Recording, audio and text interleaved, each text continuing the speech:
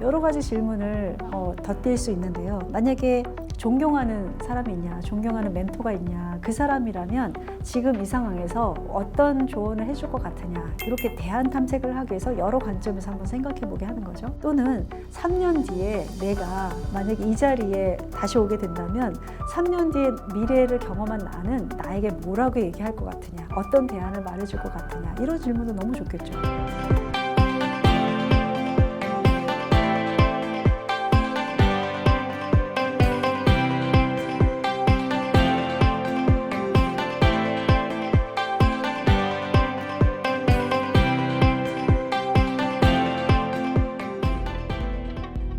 자, 두 번째 방법은 이제 에이드가 아니라 코칭의 프로세스를 적용해서 피드백을 하는 방법입니다. 우리가 코칭 프로세스 그러면 GROW라는 프로세스를 많은 리더께서 알고 계실 거라고 생각이 드는데요. GROW, grow, 성장하다 뭐 이런 건데, 이런 대화를 많이 하다 보면 서로가 성장한다는 그런 함축적인 의미를 담고 있습니다. 역시 GROW도 4개의 단어의 앞자를 따서 이야기한 것입니다. G는 goal이죠. 너가 어디까지 가고 싶어? 너의 목표는 어디야? 고울을 물어보는 거고요. R은 리얼리티. 지금 현재 어디 있는데? 현재 상황은 어떤데? 그 다음에 O는 옵션.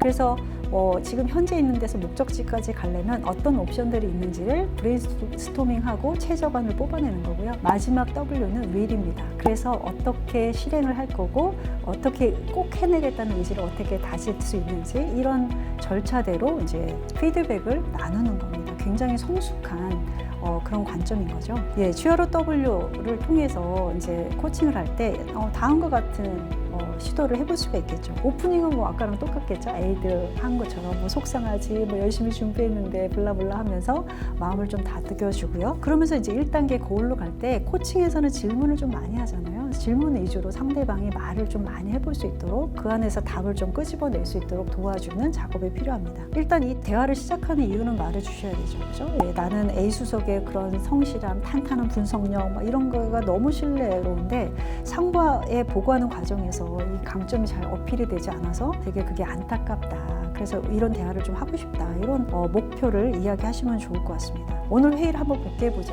뭐가 필요한 것 같으냐? 이러면서 질문을 좀 하셔야 되고요. 자네 말대로 말을 끝까지 듣는 게 좀 필요하겠네. 이렇게 응수를 하시면서 내 의견도 보태실 수 있죠. 왜냐하면 이거는 피드백에 관련된 그 코칭 세션이기 때문에 말을 끝까지 들어보는 게 중요하단 말이지, 내 생각도 있는데 나는 상대방이 어떤 의도로 저 말을 하지? 그 의도를 파악하려는 것도 되게 중요할 것 같아. 이렇게 의견을 제시하실 수 있습니다.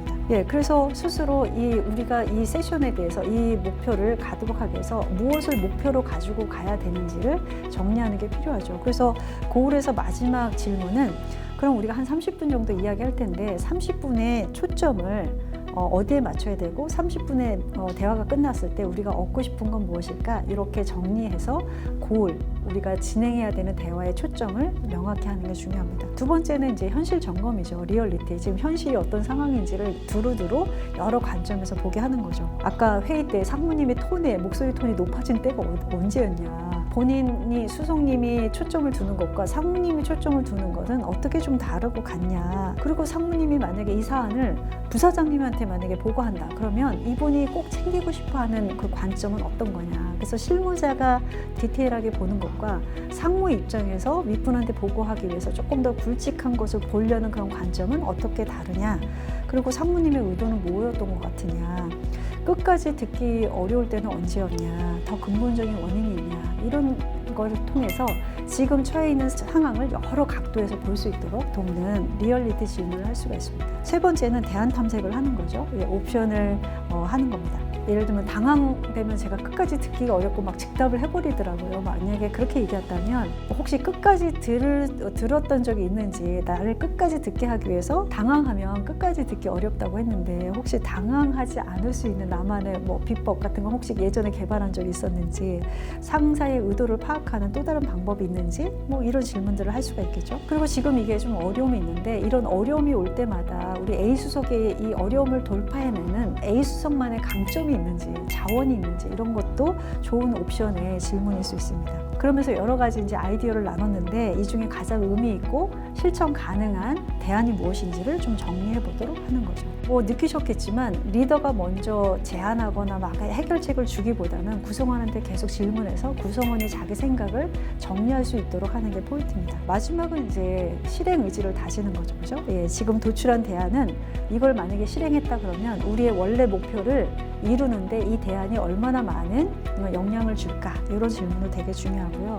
그 대안을 언제부터 어떻게 시작하겠는지, 가장 먼저 할 일은 무엇인지, 실행하는데 어려움은 어떤 건지, 내가 어떤 도움을 주면 좋겠는지, 또 이거와 관련해서 뭐 다음 주나 다다음 주에 우리가 한번 이야기를 나눠볼 텐데 그때 어떤 톤의 이야기를 나누면 그 1, 2주간이 성공했다, 실행 계획을 성공했다라고 볼 수 있는지 뭐 이런 질문을 하는 거죠. 그리고 마무리는 고생했다, 뭐 더 나누고 싶은 얘기가 있냐, 나는 오늘 이 얘기를 통해서 너의 이런 모습이 나한테는 되게 좋았다, 뭐 이런 덕담을 나누면서 마무리하시면 좋겠죠. 여기서 중요한 거는 내가 윗분하고 이렇게 코칭 대화를 하다 보니까 진짜 내 스스로 길을 찾았네 라고 생각이 들면 훨씬 더 실행력도 높아지고 대화에 대한 자신감도 생겨서 다음에도 또 저하고 얘기 좀 나눠주세요, 이런 요청을 받으실 수 있는 상황이 되실 거라고 생각이 듭니다. 이 GROW, 그로우라는 그 코칭 프로세스는 뭐 이런 대화뿐만 아니라 성과 관리나 관계 관리 이런 데서도 얼마든지 사용할 수 있기 때문에 GROW에 해당되는 기본 질문을 익히시면 좀 응용하시면 되는 거거든요. 그래서 기본 질문을 반드시 익혀두시면 좋을 것 같습니다. 자, 그럼 마지막 방법은 무엇일까요? 이 GROW라는 코칭 프로세스를 쓰긴 쓰시되 초점을 어디에다 두냐면 구성원의 경력 개발, 우리 커리어 패스라고 얘기하는 경력 개발에 초점을 두는 것이죠. 그래서 지금 현재의 문제를 가지고 있는 게 아니라 내가 3년 뒤, 5년 뒤에 내가 굉장히 중요한 자리, 영향력 있는 자리에 가기 위해서 지금 이 사건을 어떻게 바라볼 수 있는지 조금 더 미래로 가서 이 사건에 대해서 바라볼 수 있도록 돕는 그런 프로세스입니다. 그래서 GROW의 프로세스는 동일하되 질문이 약간 좀 다릅니다. 특히 고울에서 목표를 추리는 거나 또는 현실을 바라볼 때 질문이 조금 다릅니다.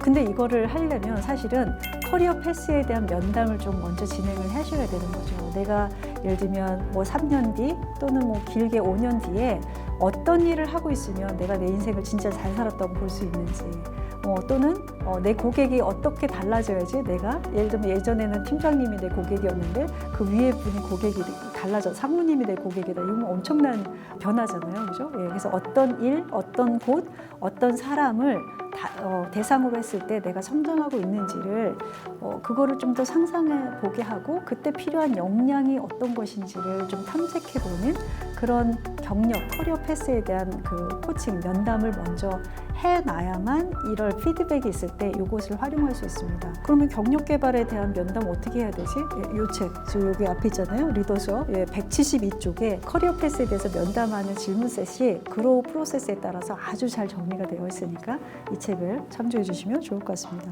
네, 주요 질문은 3년 뒤, 5년 뒤에 내가 어느 곳에서 혹은 어떤 과제를 다루고 있다면 내가 내 경력을 잘 쌓고 있다고 생각할까?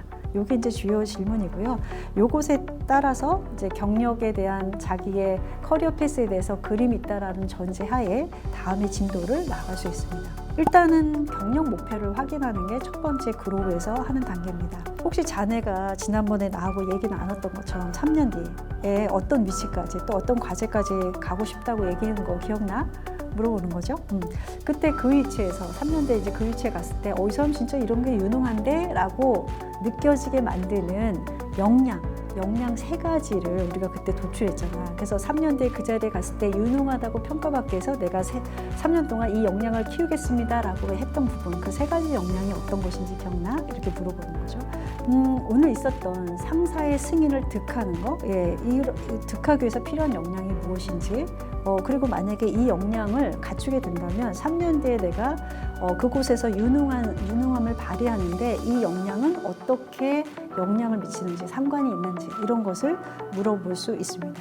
그러면 사실은 오늘 막 사모님한테 그렇게 다시 와 막 이런 얘기 들었어요. 기분은 되게 상하는데 3년 뒤에 내가 조금 더 유능하기 위해서 이거는 굉장히 활용해 볼 만한 나를 성장시켜 줄 수 있는 좋은 사건이 될 수 있잖아요. 그게 이제 고울에서 좀 정의가 되면 그럼 오늘 30분 동안 대화를 통해서 우리가 좀 얻어야 되는 초점을 맞춰야 되는 목표가 있다면 어떤 것일까? 라고 해서 이제 고울에 해당되는 걸 정리하는 게 필요합니다. 그러면 이제 2단계로 넘어가서 이제 리얼리티 점검을 하는 거죠. 그죠? 상사의 승인을 득하는 것과 관련된 역량을 생각해 볼 때 작년 대비 올해 좀 진보가 있던 부분은 어떤 거냐. 예. 그래서 내가 맨날 이렇게 늘 거절당하는 게 아니라 승인이 될 때도 많았는데 그때는 어떤 이유가 있었지? 내가 점점 진보하고 있구나. 이렇게 이해되도록 하는 게 되게 중요하죠. 특별히 어려운 보고가 뭐냐. 특별히 보고하기가 어려운 대상이 있느냐 이런 것도 한번 점검해 보게 할 수 있고요. 특별히 어렵게 만드는 변수는 어떤 거냐 이걸 점검해서 내 긴 인생의 트랙에서 이 사건에 정말 내가 치밀하게 잘 역량 개발을 해서 더 다가가야지 이렇게 현실을 보게 만드는 그런 질문을 할 수 있습니다. 세 번째는 대안 탐색이죠. 그죠? 예. 여러 가지 질문을 덧댈 수 있는데요. 만약에 존경하는 사람이 있냐, 존경하는 멘토가 있냐, 그 사람이라면 지금 이 상황에서 어떤 조언을 해줄 것 같으냐 이렇게 대안 탐색을 하기 위해서 여러 관점에서 한번 생각해 보게 하는 거죠. 또는 3년 뒤에 내가 만약에 이 자리에 다시 오게 된다면 3년 뒤에 미래를 경험한 나는 나에게 뭐라고 얘기할 것 같으냐, 어떤 대안을 말해줄 것 같으냐 이런 질문도 너무 좋겠죠. 또는 후배가 동일한 사건을 경험한다면 우리 수석님은 그 후배한테 뭐라고 얘기해 줄 것 같으냐, 어떤 대안을 얘기해 줄 것 같으냐 뭐 이런 질문을 통해서 막 브레인스토밍을 할 수 있도록 도와주는 겁니다. 또 아까랑 비슷한 질문이죠. 이 어려움을 극복하는데 A 수석이 갖고 있는 강점이 있는데 어떤 강점을 그때 활용해 볼 수 있느냐 이런 얘기를 하면서 지금까지 나눈 얘기 중에 좀 실천 가능한 가장 효과적인 방법이 있다면 무엇이냐 이렇게 정리를 해보고 이제 마지막에 이제 실행 의지, 그죠? 언제 무엇을 어떻게 할 건지, 내가 뭘 도와줄 건지, 뭐 기특하다, 뭐 잘해보자 이런 마무리를 하면서 마치는 게 되겠죠. 예, 오늘 골라보는 피드백 3가지 방법에 대해서 알아봤는데요. 일회성으로 피드백을 나눈다면 에이드라는 기법을 쓸 수가 있고요. 예, 구성원 스스로가 답을 찾도록 도와주려면 우리가 가장 의미 있다고 보는 GROW라는 그로우라는 코칭 프로세스를 사용할 수 있습니다.